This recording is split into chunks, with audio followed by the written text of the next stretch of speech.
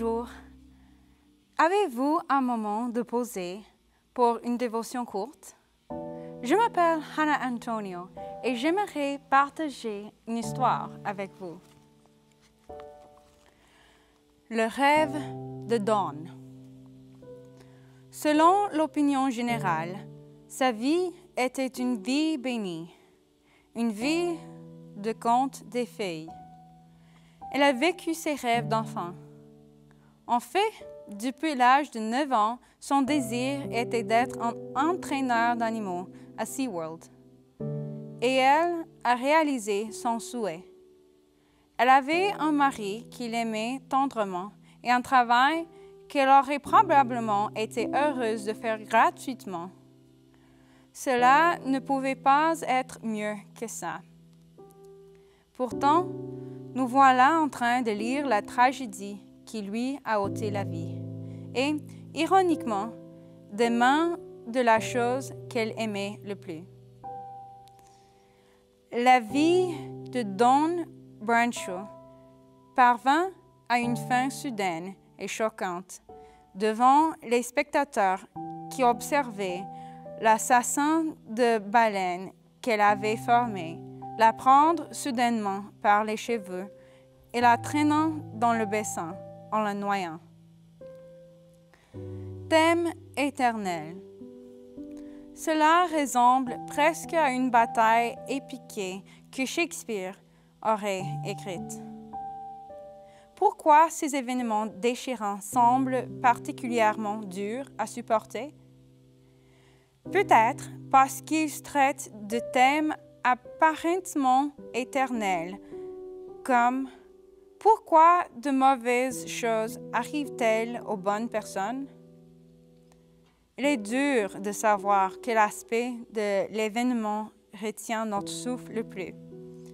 Le fait que cela soit arrivé à une personne respectée et bien-aimée, ou sa nature soudaine et inattendue.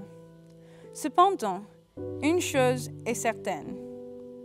La vie est passagère, n'épargne personne. Qu'est-ce qui nous est laissé après cette tragédie? Seulement les souvenirs d'un ami et l'impact d'une vie bien vécue. Jacques a écrit « Savez-vous que ce demain vous réserve? » Qu'est-ce que votre vie? Une brume légère, visible quelques instants et qui se dissipe bien vite. Les souvenirs le plus marquants. Qu'en est-il de vous? Si l'impensable arrive aujourd'hui, quel aspect de votre vie continuera? Selon l'opinion générale, Dawn Branshaw a produit un impact sur beaucoup dans le monde autour d'elle. En fait, il semble que les gens comme Dawn, qui ne sont pas aussi intéressés à se forger une réputation, sont les plus fructueux dans la construction d'héritages durables. Jésus était de cette manière. Les Écritures saintes disent « Que votre attitude soit celle de Jésus-Christ. Lui qui est de nature divine n'a pas regardé à son égalité d'avec Dieu comme un butin à préserver, mais il s'est dépouillé lui-même en prenant une condition de serviteur, en devenant semblable aux êtres humains. Reconnu comme un simple homme, il s'est humilié lui-même en faisant preuve d'obéissance jusqu'à la mort, même la mort sur la croix. Philippiens 2, versets 5 à 8. Ceux qui sont les plus humbles et les moins arrivistes sont ceux dont on se souvient le plus et de manière positive. Quel héritage laissez-vous? Êtes-vous le genre de personne d'après laquelle les autres voudraient modeler leur vie?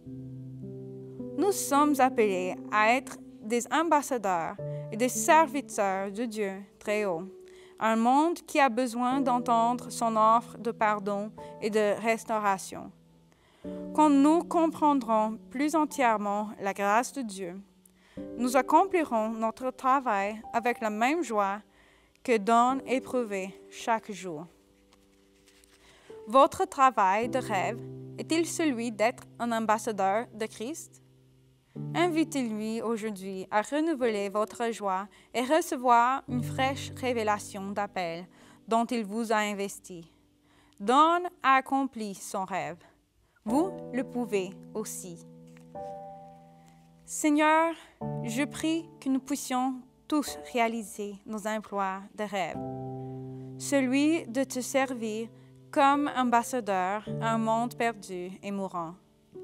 Bénis-nous à cette fin, je prie au nom de Christ. Si vous avez aimé cette histoire et souhaitez accommander une copie sans frais de cette histoire et bien d'autres dévotions courtes qui sont parfaites pour la culte familiale, les illustrations de prédication ou comme un livret de partage, visitez notre site web 3abnfrançais.tv pour nous envoyer un message. C'est 3abnfrançais.tv.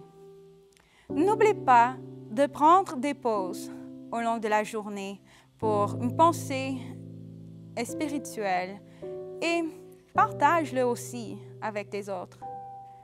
Je vous souhaite une journée remplie de la grâce de Dieu.